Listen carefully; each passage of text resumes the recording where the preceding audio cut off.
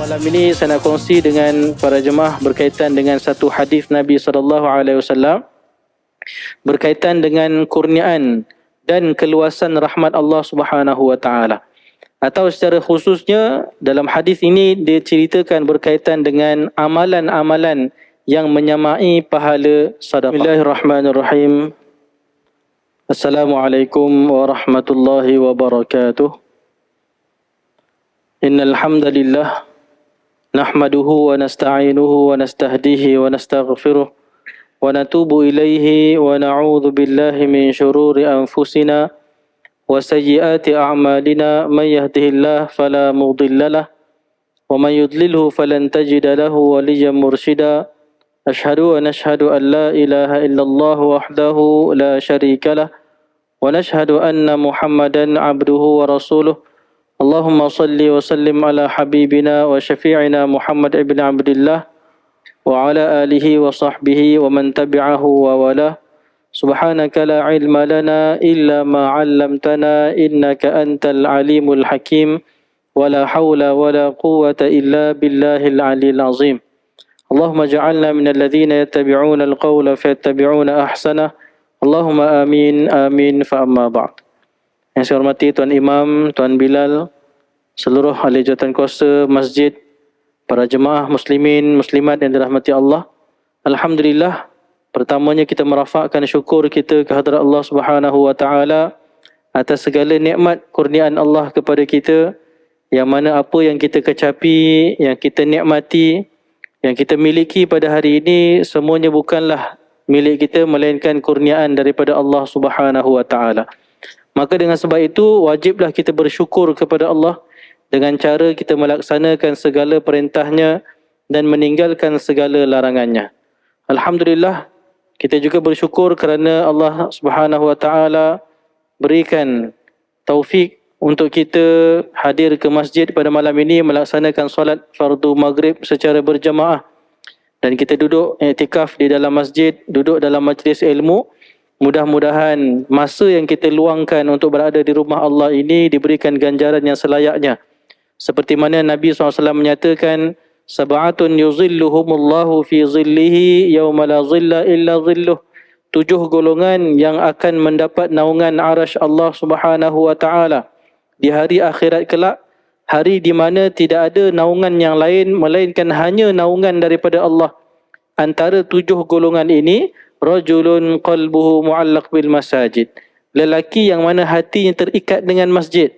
Maknanya dia sentiasa rindu, sentiasa bersedia untuk bertandang ke masjid, melaksanakan ibadah dan mengimarahkan masjid.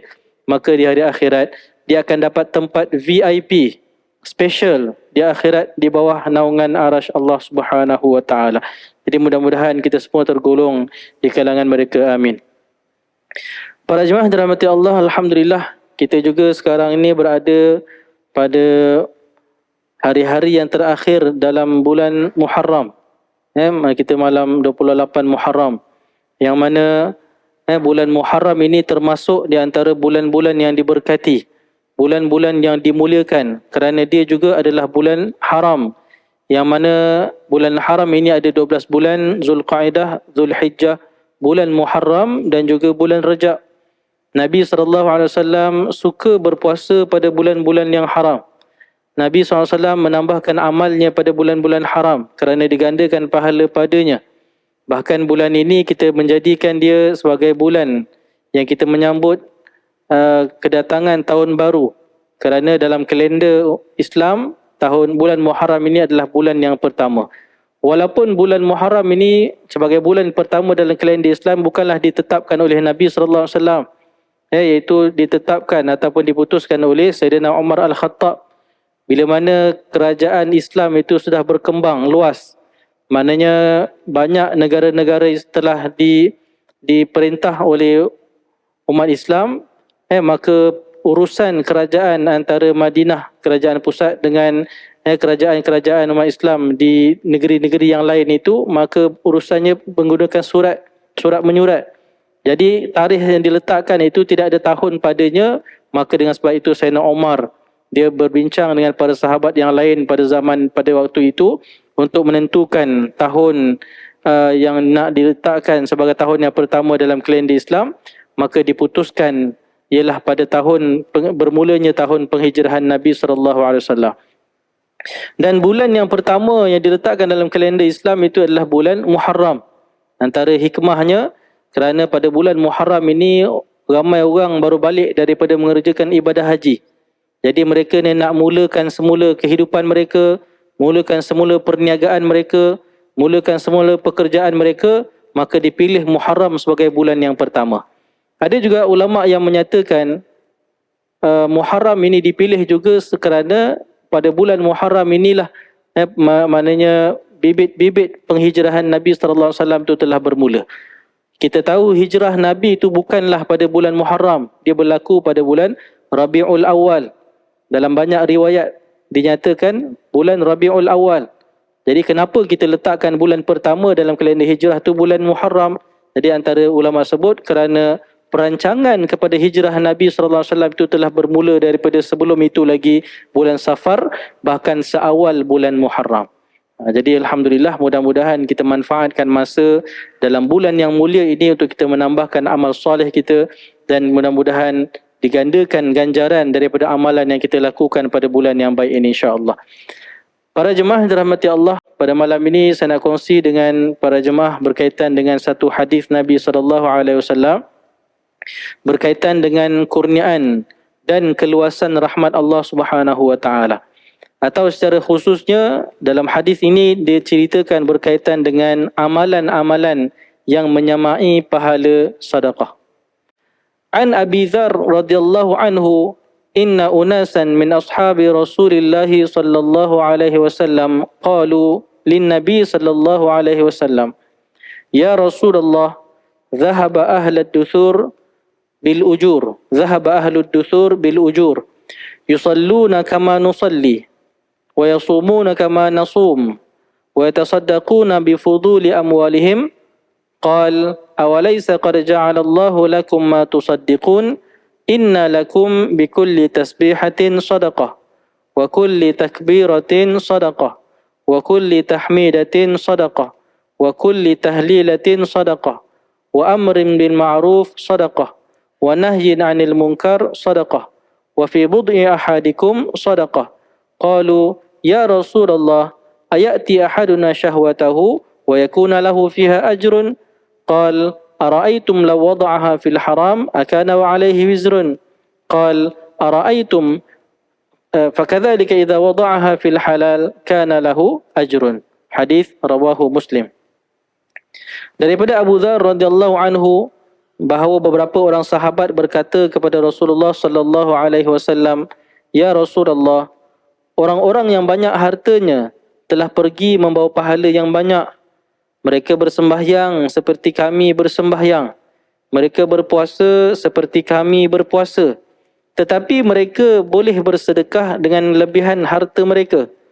Maka Rasulullah sallallahu alaihi wasallam bersabda, bukankah Allah telah menjadikan untuk kamu sesuatu yang boleh kamu sedekahkan?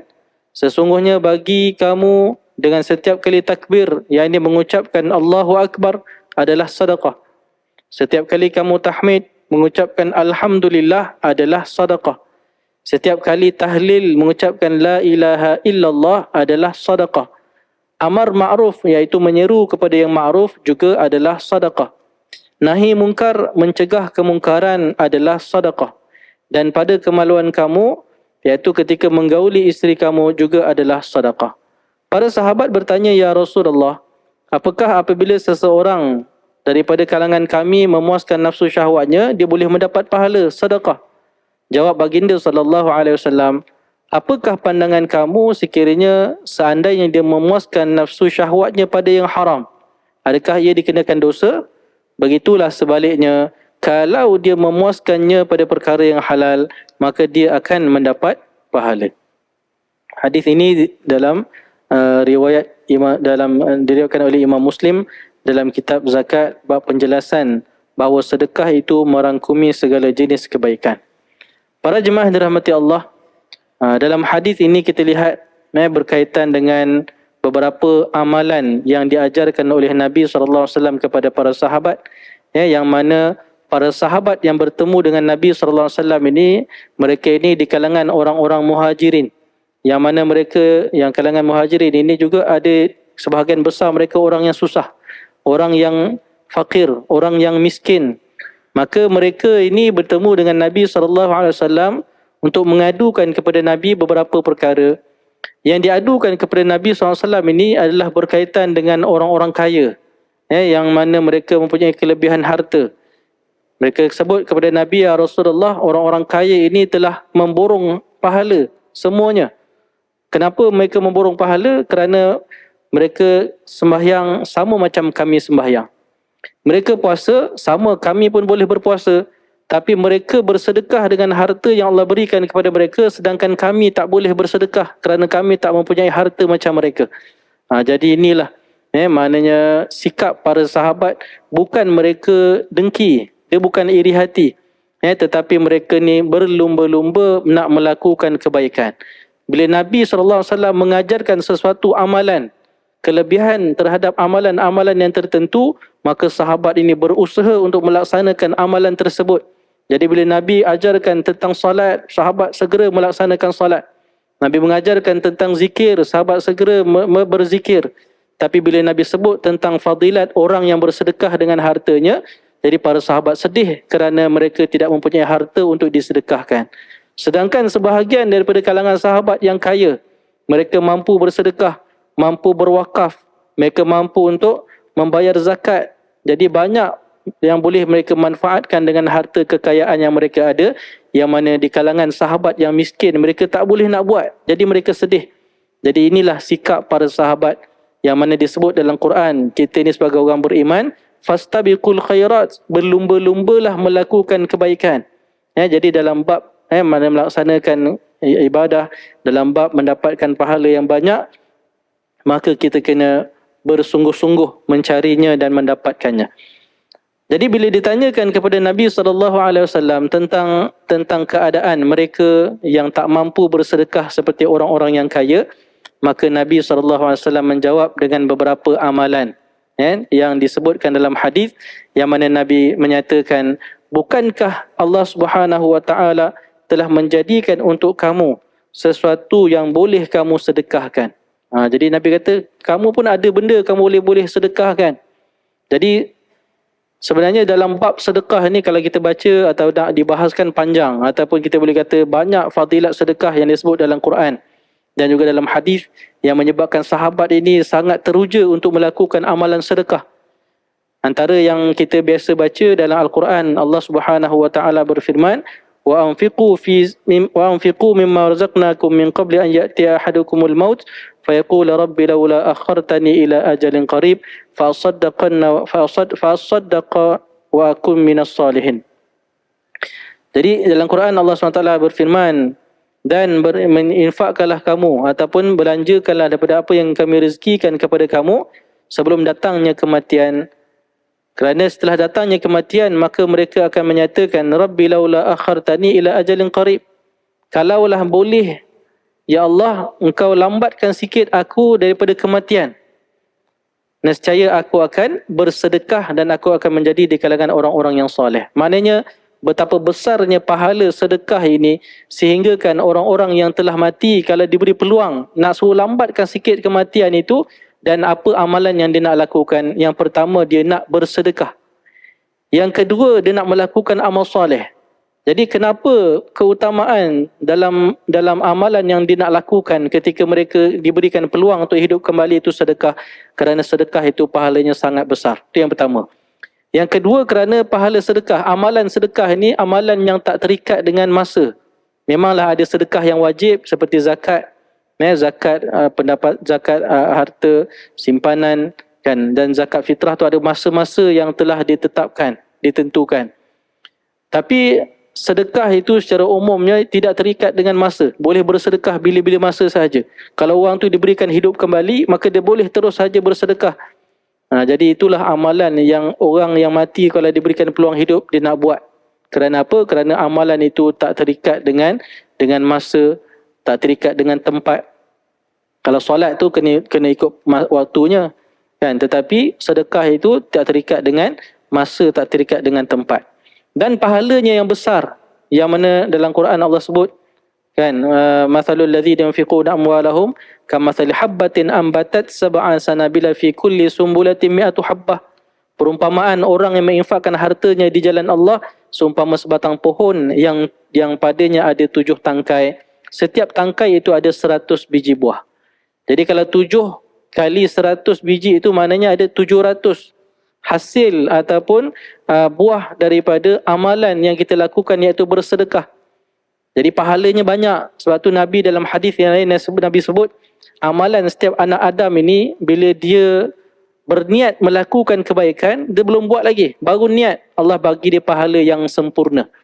Kita baru niat nak sedekah RM10, datang masjid nanti nak masuk duit dalam tabung lah RM10. Baru niat saja, belum melakukan lagi, Allah SWT dah berikan pahala yang sempurna.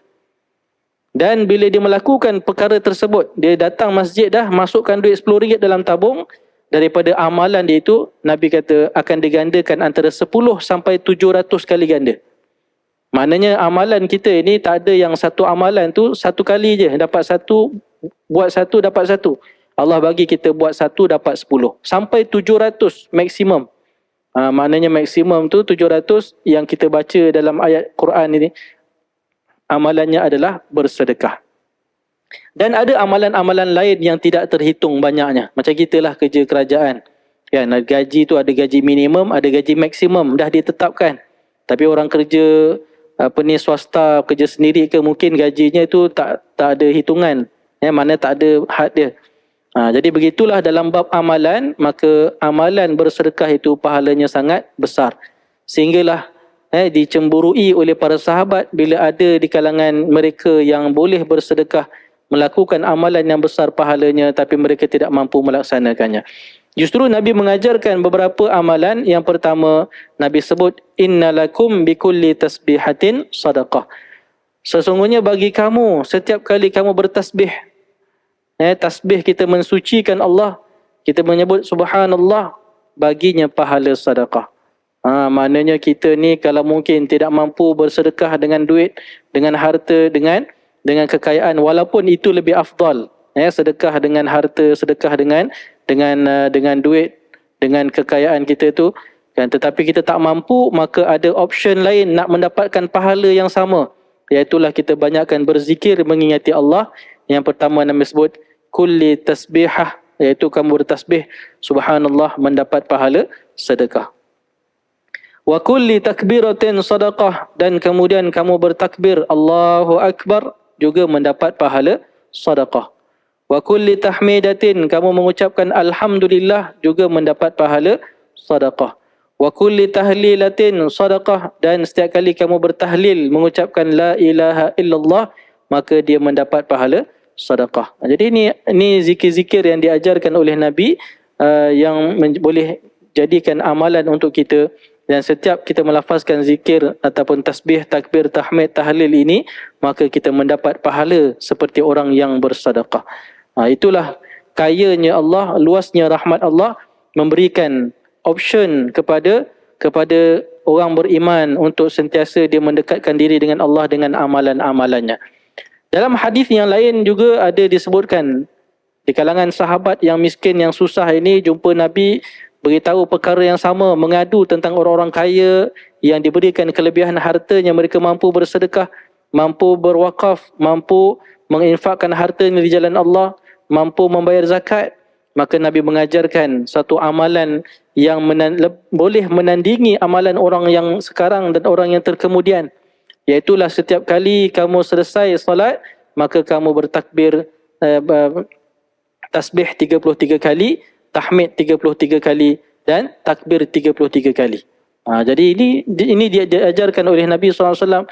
Justru kita bila melakukan amalan tersebut, maka kita mohon supaya Allah memberikan kita segala kelebihan yang seperti dijanjikan oleh Nabi SAW. Jadi maknanya ada dalam hadis yang lain juga berkaitan dengan zikir subhanallah, alhamdulillah, Allahu Akbar ini, Nabi ajarkan kepada Sayyidatina Fatimah. Ada yang sebut zikir Fatimah, kan? Bagaimana Sayyidatina Fatimah bertemu dengan Nabi SAW, minta supaya Nabi bagi dia mungkin seorang tawanan, di kalangan tawanan perempuan ini untuk nak dijadikan pembantu, untuk membantu dia menguruskan rumah tangga. Maknanya minta seorang hamba lah. Jadi Nabi SAW kata, aku nak berikan kepada kamu perkara yang lebih baik daripada itu. Apa dia? Diajarkan kepada Fatimah juga, Subhanallah 33, Alhamdulillah 33, Allahu Akbar 34. Jadi ini juga amalan yang serupa. Justru kita kadang-kadang mencari zikir-zikir yang baik yang kita nak amal dalam kehidupan seharian kita. Ada orang dia dapat cari zikir yang panjang, kan, wirid-wirid ataupun amalan-amalan yang panjang zikir-zikirnya.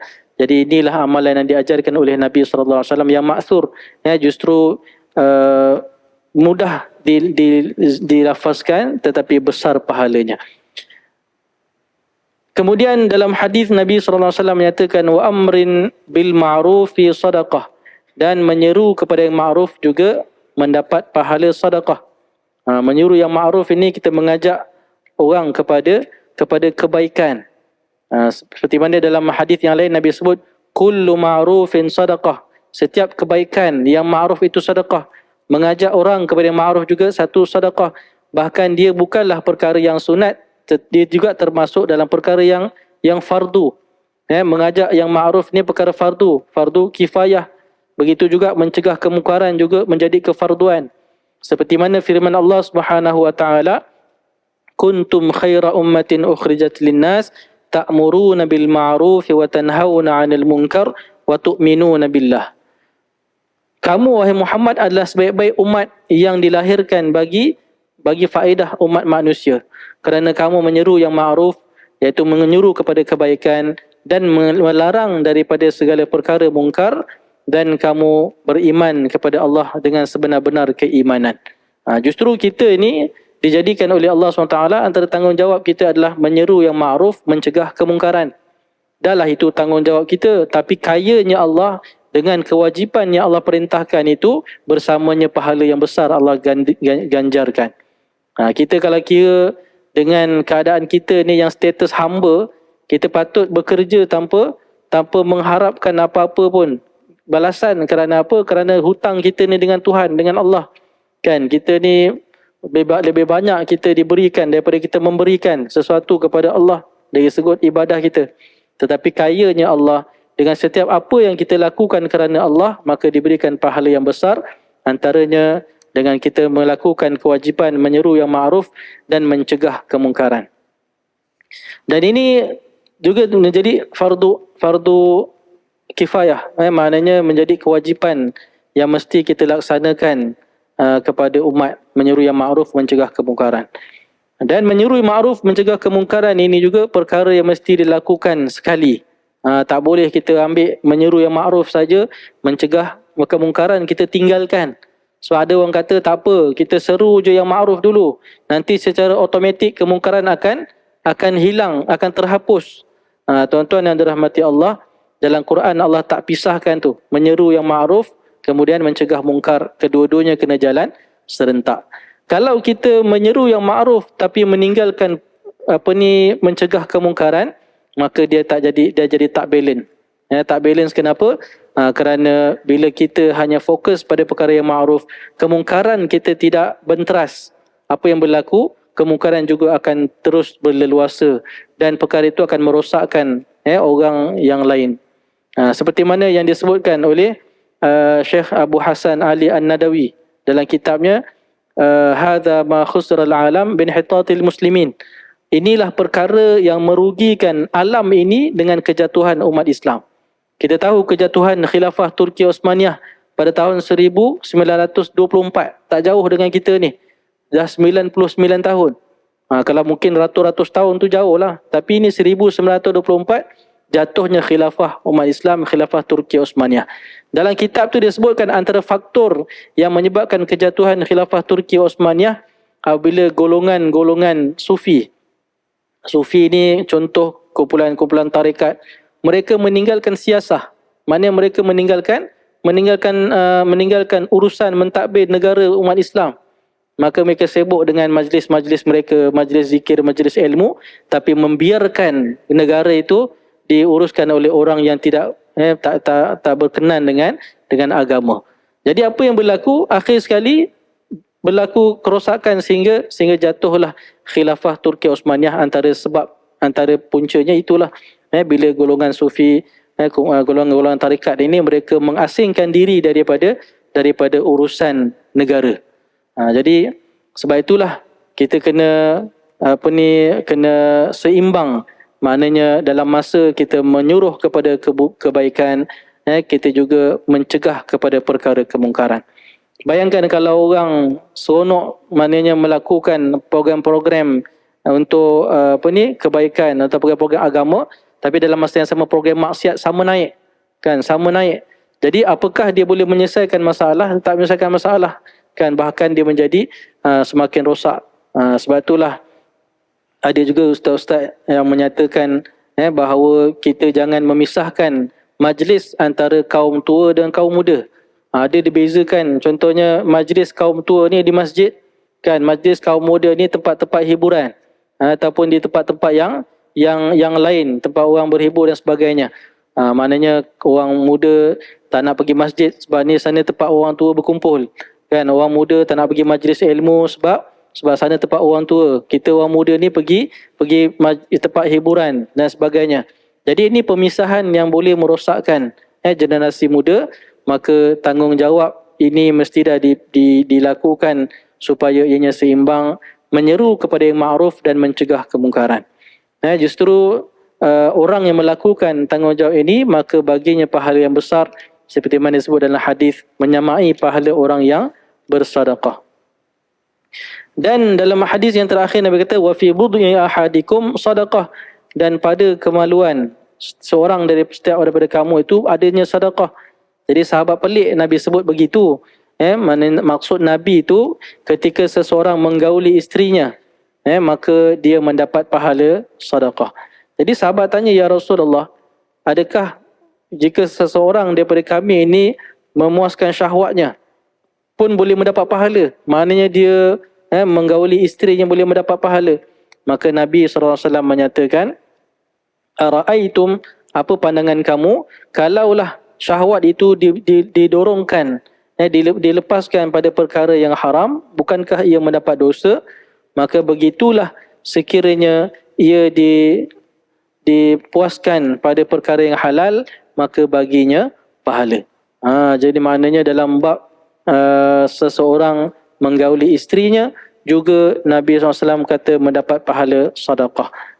Kerana apa? Kerana dengan itu barulah seorang itu terhindar daripada perkara-perkara maksiat yang lain. Kerana Nabi sebut dalam satu hadis, Nabi kata, ya ma'syaras syabab man istata'a minkumul ba'ah falyatazawwaj. Wahai sekalian pemuda, barang siapa yang telah mampu daripada kalangan kamu untuk berkahwin, maka kahwinlah. Kerana apa? Kerana dengan perkahwinan itu ghaddul basar, dengan perkahwinan itu mampu menundukkan pandangan.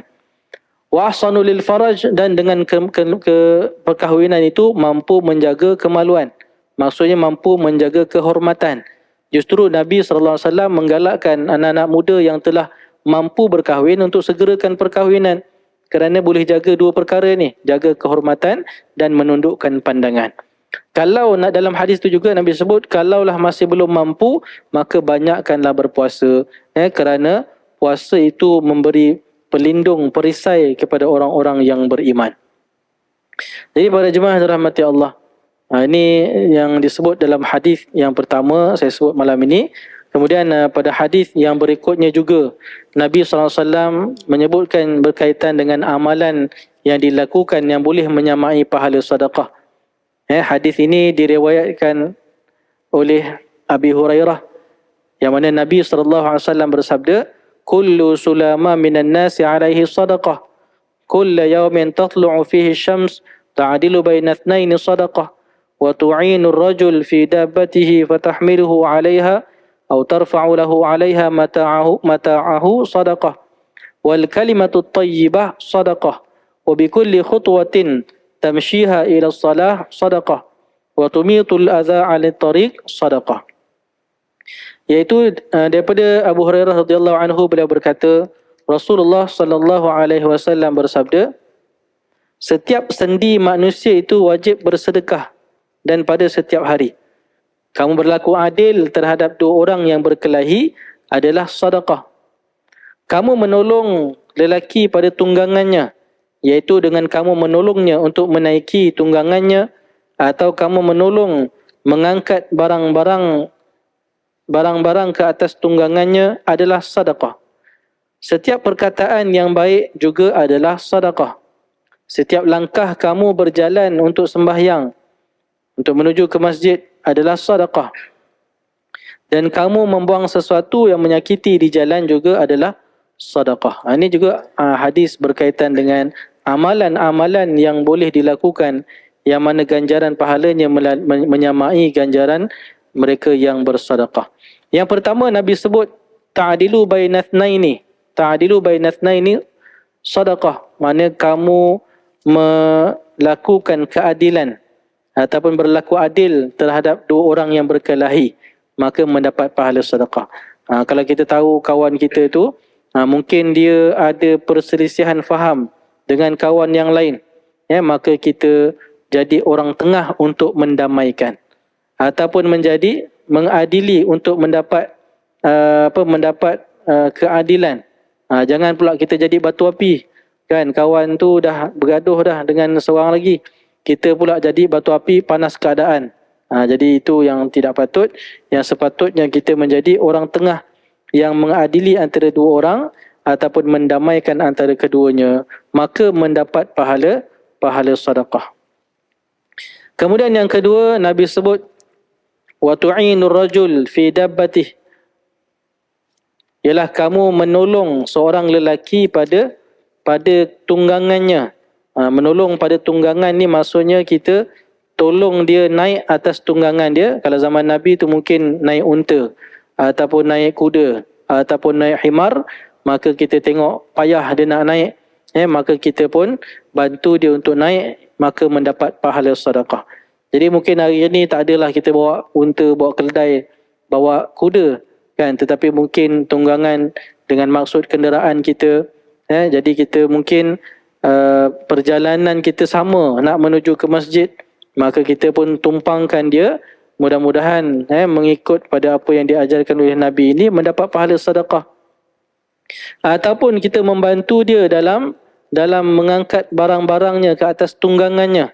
Kan, ini juga maknanya nak mendapat pahala sedekah ini kita kena bantu orang lain.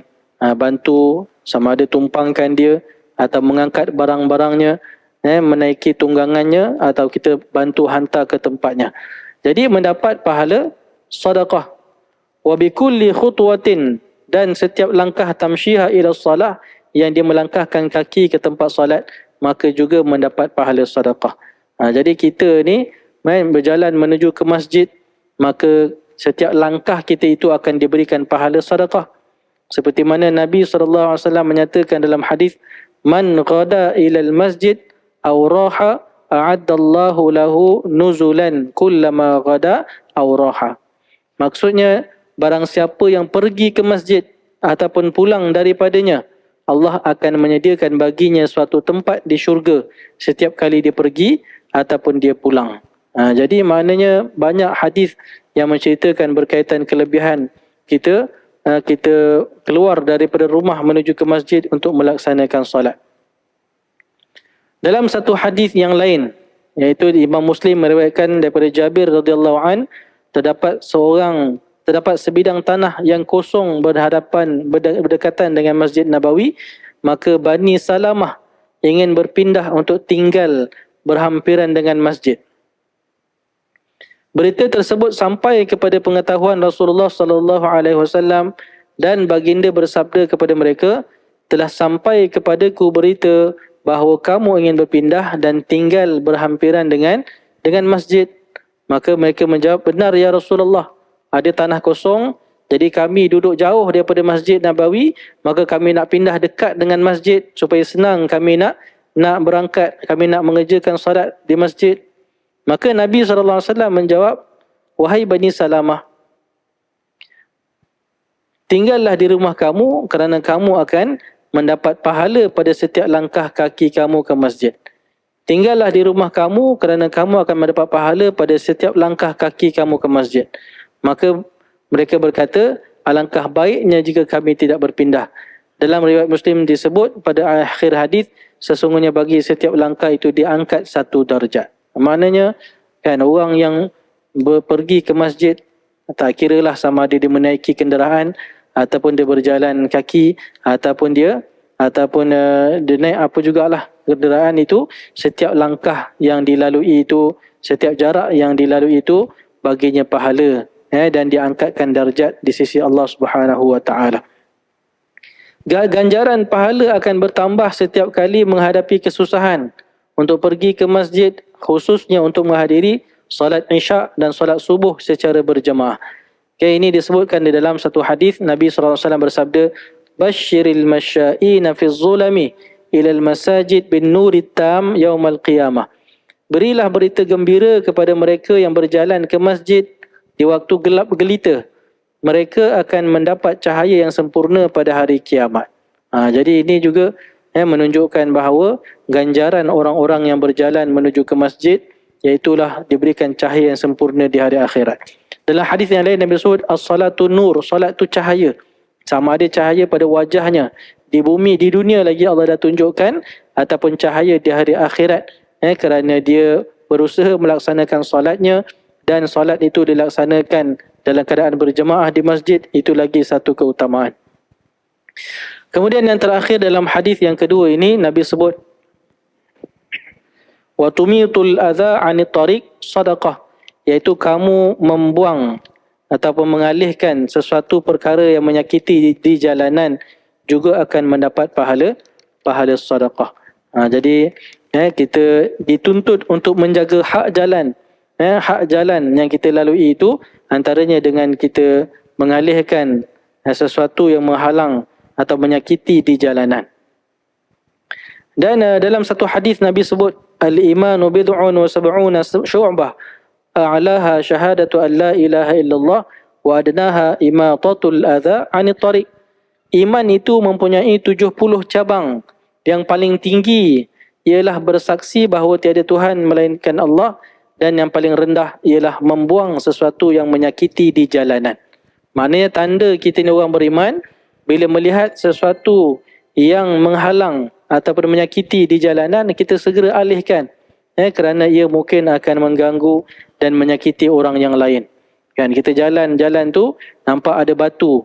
Kalau kata batu itu masih kekal kat tengah jalan, mungkin ada motor yang lalu boleh jatuh. Kan kita pun cari tempat yang sesuai berhenti, kita alihkan batu tersebut. Mudah-mudahan orang lain tidak akan mendapat mudarat dengan sebab perkara itu masih berada di tengah jalan. Ada satu rancangan televisyen, nama dia seingat saya Lau Kana Bainanal Habib, yang kita biasa dengar kan, lagu Lau Kana Bainanal Habib. Ada rancangan dia tu, dalam rancangan dia tu dia letak satu dahan pokok dekat tengah jalan kan. Jadi dahan pokok tu menghalang laluan kereta. Bila kereta lalu, kebanyakan kereta akan elakkan dahan tu. Mana kereta tu akan cari side dia boleh elak dan dia teruskan jalan. Jadi semua kereta buat benda yang sama. Sampailah ada satu kereta ni, seorang pakcik ni, dia lalu situ, dia berhenti, dia turun, dia tarik dahan tu ke tepi. Kan, dia tarik dahan tu ke tepi, bila dia masuk balik kereta, hos rancangan tu jumpa dengan pakcik tu. Pakcik, saya nak tanya, kan, apa yang pakcik buat tadi? Saya alihkan dahan tu sebab dia mengganggu jalan. Kalau dahan tu masih kat situ, jalan akan sesak, kan, orang payah nak lalu, saya alihkan. Jadi dia tanyalah, kenapa pakcik alihkan dahan tadi? Dia kata, kerana ada satu hadis Nabi sebut, antara hak jalan ini adalah imatatul adza 'anit tariq. Iaitulah mengalihkan sesuatu perkara yang menyakiti di jalanan. Maka kata host tadi, dia kata, wahai pakcik, lau kana baidanal habib. Itu maksud lau kana baidanal habib. Maksudnya kalaulah hari ini Rasulullah ada bersama dengan kita, apa yang Rasulullah akan buat? Maka pakcik itu kata, pastilah Rasulullah akan alihkan mana halangan yang terdapat pada jalan itu. Maknanya kita tidaklah lakukan perkara itu melainkan kerana perintah dan seruan daripada baginda sallallahu alaihi wasallam. Tuan-tuan mungkin kalau ada masa, kalau buka YouTube ke, boleh tengok rancangan tu. Saya tak pasti ada translation rasanya dalam bahasa Inggeris atau bahasa Melayu. Kan, maknanya ada banyak siri, kebanyakan dia bukan buat prank ke apa, tetapi maksud dia buat satu rancangan yang lepas orang respon daripada apa yang dia buat tu, dia akan tanya, kalaulah Rasulullah ada lagi pada hari ini, laukan bainana al-habib, kalau Rasulullah ada lagi pada hari ini, apa yang Rasulullah akan buat? Dia buka air dekat bilik air tu, buka air sikit lah, tengok apa orang buat. Ada orang dia biar je, dia basuh tangan, dia biar air terbuka. Bila ada orang tutup, dia tanya, kenapa tutup? Kerana Rasulullah melarang kita daripada membazir. Jadi diberikan soalan, laukan bainana al-habib, kalaulah Nabi ada bersama kita hari ini, apa Nabi akan buat? Nabi akan tutup air tadi, kerana ia membazir. Jadi dengan sebab itulah kita meniru apa yang dibuat oleh Nabi SAW. Antaranya adalah dengan mengalihkan sesuatu yang menghalang di jalanan. Dan perbuatan itu akan diberikan ganjaran seperti mana kita memberikan pahala sedekah. Jadi tuan-tuan, para jemaah yang dirahmati Allah, begitulah maknanya banyaknya amalan-amalan yang diajarkan oleh Nabi SAW sebagai option ataupun sebagai alternatif sekiranya seseorang itu dia tidak mempunyai harta untuk disedekahkan, maka dilakukanlah kebaikan-kebaikan, dan setiap kebaikan itu akan diberikan pahala oleh Allah menyamai pahala dia bersedekah. Jadi kalau kita ni tak rasa sedih kerana tak dapat bersedekah macam orang lain, itu masalah, kan? Masalah mungkin pada hati kita, ataupun kita tak teruja dengan amalan-amalan seperti mana para sahabat yang teruja dengan amalan-amalan, cari alternatif lain untuk dapatkan pahala sama seperti yang didapatkan oleh orang lain. Tetapi kalaulah kata kita, kan, maknanya kita melihat kekayaan orang lain dengan kekurangan diri kita itu, kan, maka kita lihat dah itu sebagai satu kurniaan daripada Allah Subhanahu wa taala. Kerana bila Nabi ajarkan kepada sahabat yang susah, yang bertanyakan amalan yang menyamai pahala sedekah tadi, maka bila sahabat ni balik ke tempat mereka, mereka berzikir selepas solat 33 kali subhanallah, alhamdulillah 33 kali, Allahu akbar 33 kali, ditanyakan amalan tu oleh orang-orang kaya. Kemudian mereka mengajarkan kepada sahabat yang kaya ini, dan sahabat ini beramal dengan amalan tersebut sehingga diadukan kepada Nabi SAW, dan Nabi SAW maknanya menjawab kepada para sahabat, dzalika fadlullah yu'tihi man yasha. Kekayaan yang ada pada orang kaya itulah kelebihan yang Allah dah tetapkan, dah kurniakan kepada mereka. Justru sahabat semua berlapang dada. Jadi itulah bahagian orang lain di dunia, maka dia manfaatkan untuk kebaikan dan amalan dia. Bahagian kita ini sesuai dengan apa yang kita ada, kita manfaatkan untuk kebaikan dunia dan akhirat kita, insya-Allah. Jadi sekadar itulah perkongsian saya pada malam ini. Apa yang baik itu datang daripada Allah, apa yang kurang itu datang daripada kelemahan diri saya sendiri. Saya mohon maaf. Mudah-mudahan kita semua mendapat kebaikan daripada hadis yang kita kongsikan malam ini, insya-Allah. Aqulu qawli hadza, astaghfirullahal azim li wa lakum. Assalamualaikum warahmatullahi wabarakatuh.